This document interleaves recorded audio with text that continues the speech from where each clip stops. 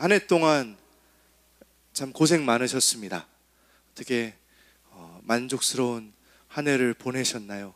아니면 바빠서 연말인지도 모르고 보내시나요?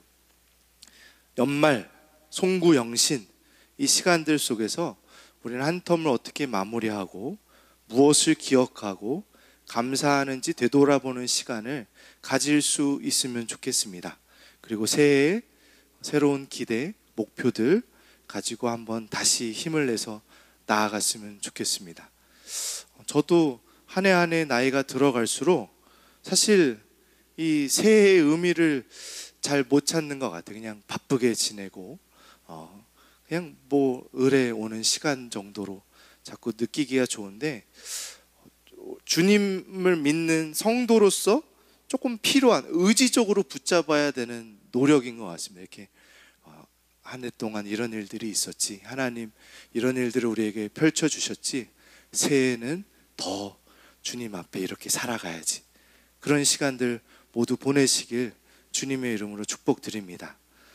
오늘 우리가 살펴볼 내용은 우리가 계속해서 보고 있었던 스데반의 이야기입니다. 스데반의 삶이 이제 오늘 본문으로 끝마치게 됩니다. 그리고 새로운 내용이 펼쳐지게 되는 전환점 속에 있는 말씀입니다. 그래서 송구영신을 맞이하는, 하나가 끝나고 새로운 것들을 기대하는 우리들이 묵상하기에 좋은 말씀이지 않을까 싶습니다. 사도행전 7장 54절부터 60절까지 함께 살펴보게 될 건데, 저와 한 달 동안 살펴본 이 6장 7장의 내용은 교회에 7집사가 세워지고 그 중에 스데반 집사님이라는 아주 본이 될 만한 훌륭한 집사님이 붙잡히게 되고 공의에 끌려와서 재판을 받는 장면을 우리는 살펴보았습니다. 스데반 집사님은 자기를 변호하는 게 아니라 거기에 서서 복음을 변호합니다. 구약부터 천천히 모든 것들을 들어서 복음이 어떠한지를 변호하고 있습니다. 자기가 사는 것에 큰 의미를 두지 않습니다. 너희들이 얼마나 오랫동안 역사 속에서 하나님을 거부해왔는지 되살펴보아라 라고 꼬집어 말합니다. 오히려 고발을 당해서 붙잡혀 심판을 받고 있는 스데반이 그 사람들을 향해, 자신의 목숨줄을 쥐고 있다고 말하는 그 사람들을 향해 그 사람들을 고발하고 있는 것입니다. 너희들은 하나님의 복음을 거절해왔다. 하나님의 약속대로 임한 예수님을 너희들이 잡아 죽였다. 이 장면까지 다다랐을 때 마지막으로 부려보는 저의 인간적 바람은, 사람들이 그 날카로운 하나님의 말씀의 선포 가운데 깨닫고 돌아오는 것입니다. 아이고 우리가 하나님의 말씀을 몰랐습니다. 나를 살려주십시오. 내가 돌이키겠습니다. 그러나 하나님은 늘 저의 기대보다 크십니다. 제가 생각하는 해피엔딩은 비록 좀 어려움이 있었어서 여기 재판의 자리까지 스데반이 끌려와 수치를 당하고 있을지라도 거기서 멋있게 전하는 하나님의 말씀으로 사람들이 깨우치는 게 제가 생각하는 해피엔딩이지만, 하나님의 생각은 저보다 크십니다. 절대 받아들이지 않습니다. 54절 한번 같이 읽어볼까요? 자, 54절입니다. 시작. 그들이 이 말을 듣고 마음에 찔려 그를 향하여 이를 갈거늘. 오늘 이 말씀을 좀 주의 깊게 들어봐야 합니다. 죄인들이 아주 전형적으로 하는 반응입니다. 재밌는 게 있습니다. 마음에 찔렸대요. 안 찔린 것도 아닙니다. 마음에 찔림을 받았지만 회개하지는 않습니다. 오히려 분개합니다. 화를 내고 이를 갑니다. 우리는 굉장히 나이스한 시대를 살고 있습니다. 나이스한 시대. 누가 싫은 소리를 합니까? 특히 성인이 된 우리들에게 누가 싫은 소리를 합니까? 아니, 아이들한테도 교사가 싫은 소리 하면 큰일 나는 시대고, 심지어 우리 사는 이 시대에선 직장에서조차, 직장의 상사조차도 함부로 싫은 소리 못합니다. 군대에서 이등병이 이상한 짓을 해도 더 이상하게 반응할까봐 갈구지 못합니다. 우리 온갖 개그 프로 속에 얘기하는 MZ세대, 그런 것 아시죠? 막눈광, 맑은 눈의 광인, 막 뭐라고 하면 어떻게 반응할지 모르는 그래서 결국에는 그냥 가식적인 나이스함만 남아버린 이 시대의 씁쓸한 모습을 우리는 풍자하고 웃으면서 살고 있잖아요. 나이스한 시대. 그런 시대 속에 감히 누가 나의 부끄러움을 끄집어냅니까?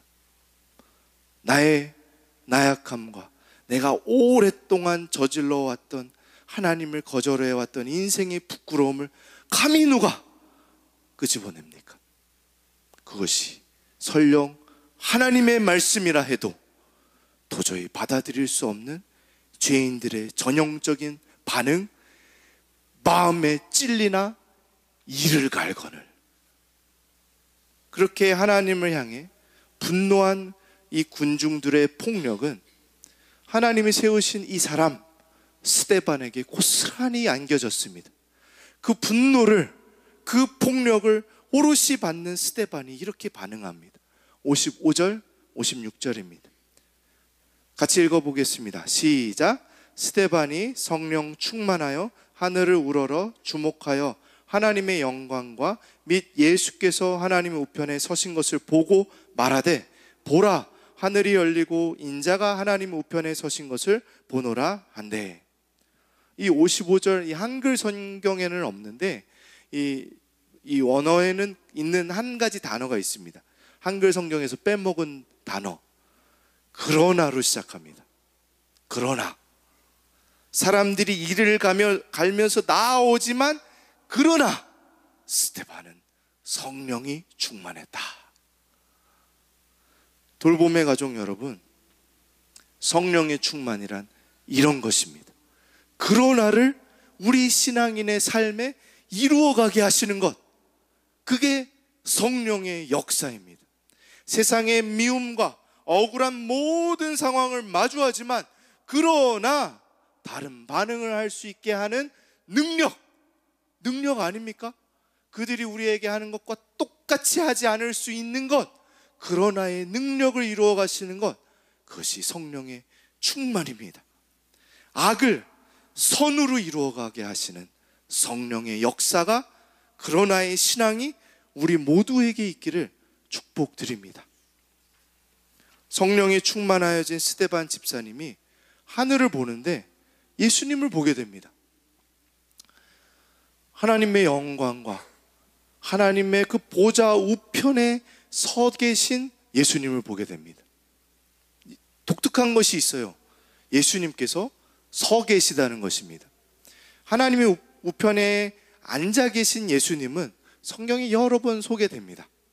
그러나 오늘 본문에서만, 성경에서는 유일하게 예수님이 하나님의 우편에 서 계십니다. 많은 주석가들은 예수님께서 지금 재판받는 스데반을 변호하기 위해 서 있다고 말합니다. 예수님께서 스데반을 변호하신다는 것은 이 공의회의 판단에 영향을 주지 않습니다. 오히려 그것은 하늘의 보좌의 판단, 최후의 심판과 구원에 관해서 예수 그리스도의 스데반을 향한 변호가 의미가 있는 것입니다. 오히려 이 공의회에서는 사형을 당하게 되지만 하나님 나라에서는 받아들여져서 영원한 안식과 영광을 누리게 될 것을 오늘 서 계신 예수님을 통해 발견하게 되는 것이죠. 물론 지금까지 말한 건 성경에 기록되어 있는 내용이 아니기 때문에 정확한 이유는 알 수가 없습니다.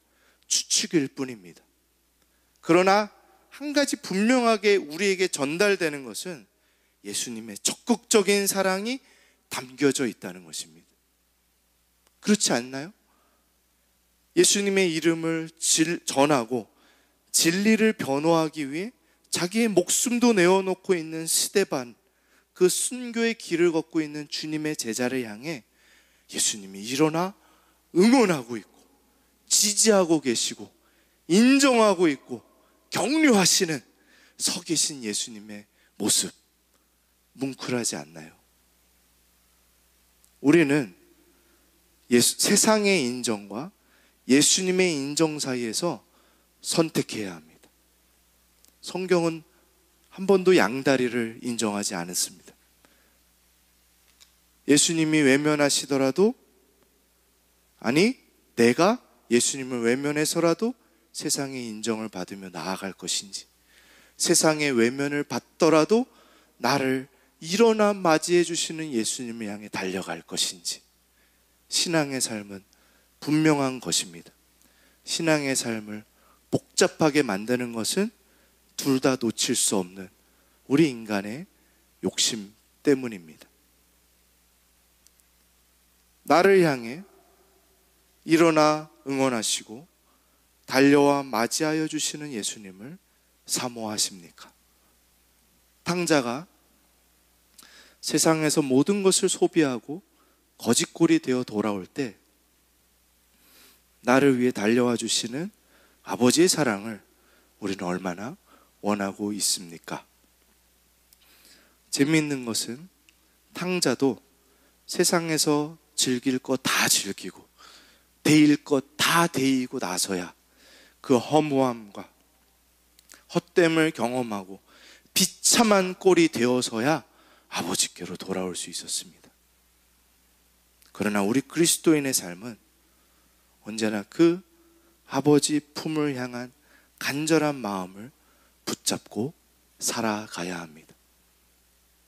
스데반과 같이 극한의 순간에 나를 응원해 주시는 예수님을 만나야 합니다. 제가 첫 선교 여행을 고등학교 때 갔습니다.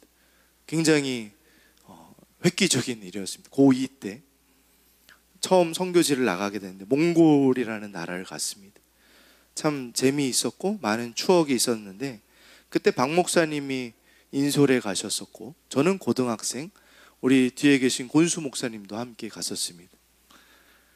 벌써 20년도 더 됐습니다. 세월이 무섭습니다. 그곳에서 오랫동안 사역하신 선교사님들과 주일에 모여 예배하면서 우리가 준비했던 특송을 불렀었습니다. 그게 오늘 아침에 불렀던 찬양, 나의 등 뒤에서 나를 도우시는 주, 나의 인생길에서 지치고 고나여 매일처럼 주저앉고 싶을 때 나를 밀어주시네. 일어나 걸어라, 내가 새 힘을 주리니. 일어나 너 걸어라, 내 너를 도우리. 되게 저는 고등학생이었고 중학생도 한 명 있었습니다. 어설픈 이 단기팀이 와서 함께, 그 당시에는 이제 단기팀이 처음 시작되던 때라 선교사님들은 외롭게 사역하시다가 한국의 팀이 와서 함께 예배하는 그 감격과 그 시간들 속에 이 찬양을 저희가 이렇게 부를 때 저는 이 찬양의 의미를 다 모르고 불렀음에도 그분들이 너무 큰 위로를 받는 것을 제가 봤습니다. 막 눈에 생생합니다. 막 눈물을 흘리시고, 저분들은 아시는구나. 이 선교지의 척박한 현장 속에서 아무도 인정해 주지 않고 정말 삶을 버리고 자기 삶을 여기에 다 바쳐서 와가지고 하는데도 결실은 쉽게 나지 않는 그 지친 삶 속에 주님이 나의 등을 밀어주시면서 잘하고 있어, 계속 가봐, 응원하시는구나, 그걸 삶으로 경험하고 사시는 분들, 어린 고등학생인 제 눈에 그분들의 눈물이, 그 삶의 고백이 정말 귀해 보였습니다. 따르고 싶은 마음이 들더라고요. 오늘 스테반이 그러고 있죠. 죽음의 문턱 앞에서 서서 나를 응원하시는 예수님을 눈으로 목도하고 있습니다. 그리고 그 사실을 말합니다. 저기 서 계신 예수님 봐라. 예수님을 인정하지 않는 이 무리들에게 하나님 우편에 계신 예수님을 고백하는 것은 그를 마지막 죽음으로 몰아가는 최후의 키가 되어버립니다. 신성모독이라 하며 큰 소리를 지르고 귀를 막으며 이 사람들이 보이는 모습들이 있습니다. 57절입니다. 57절, 58절 같이 읽어볼까요? 시작. 그들이 큰 소리를 지르며 귀를 막고 일제히 그에게 달려들어 성 밖으로 내치고 돌로 칠세 증인들이 옷을 벗어 사울이라 하는 청년의 발 앞에 두니라. 그들의 입장에서는 스데반이 예수님에 대해 증언하는 것은 신성모독이었고, 그 당시 문화 속에 신성모독의 상황 속에 귀를 막고 소리를 지르는 건 듣지 않겠다는 것입니다. 굉장히 일반적인 반응이었고, 이 유대교 문화권에서는 그것은 사형감이었습니다. 성경은 끊임없이 메시아에 대해서, 예수 그리스도에 대해서, 구원자가 오실 것에 대해서 예언했고 말씀대로 예수님이 이루셨고, 그러나 그들은 그분을 잡아 죽였습니다. 예수님은 물론 그 죽음을 이겨내셨고 부활에 이르셨고 그들의 죄도 넘어서셨습니다.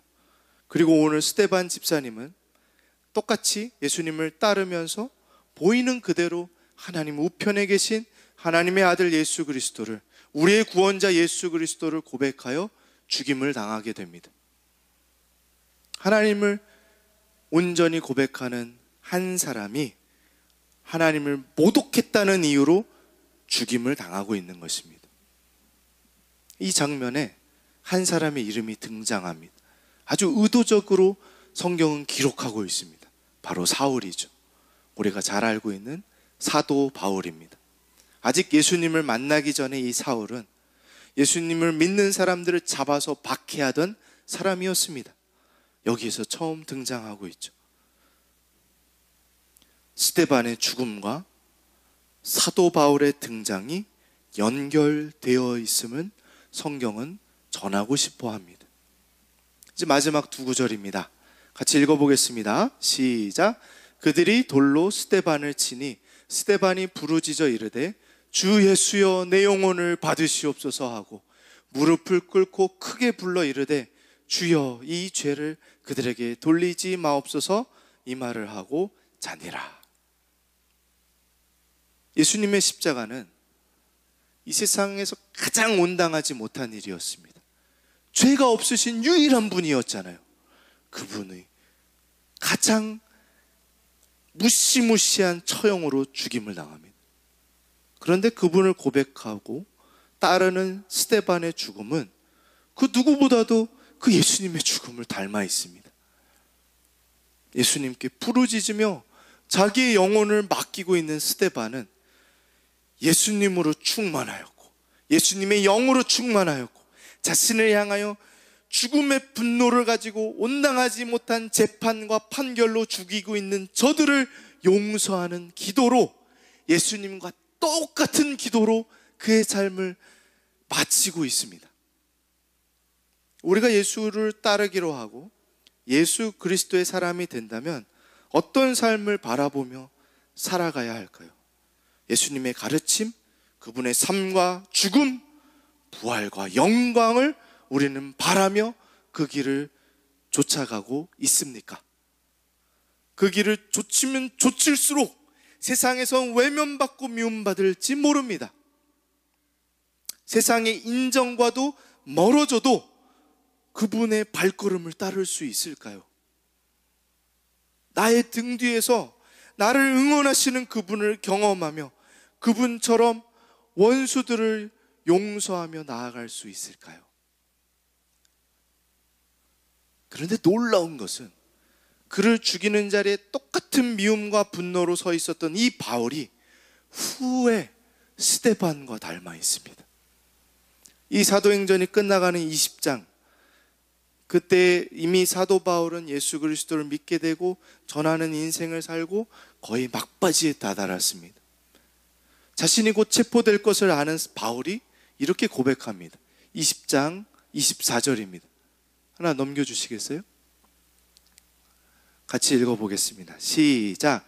내가 달려갈 길과 주 예수께 받은 사명 곧 하나님의 은혜의 복음을 증언하는 일을 마치려 하면은 나의 생명조차 조금도 귀한 것으로 여기지 아니하노라. 예수 그리스도의 죽음이 부활과 생명과 영광으로 이어졌듯이 스데반의 죽음은 결코 허무하지 않았습니다. 바울이 달려가 감옥에 들어가게 된 그 삶도 결코 헛되지 않았습니다. 수많은 예수 그리스도의 제자들이 2000년의 교회의 역사 속에서 순교하고 피를 흘리고 그 삶을 비참하게 마무리한 것 같아 보여도 그것은 결코 그것으로 끝나지 않은 영광스러운 결말이었습니다.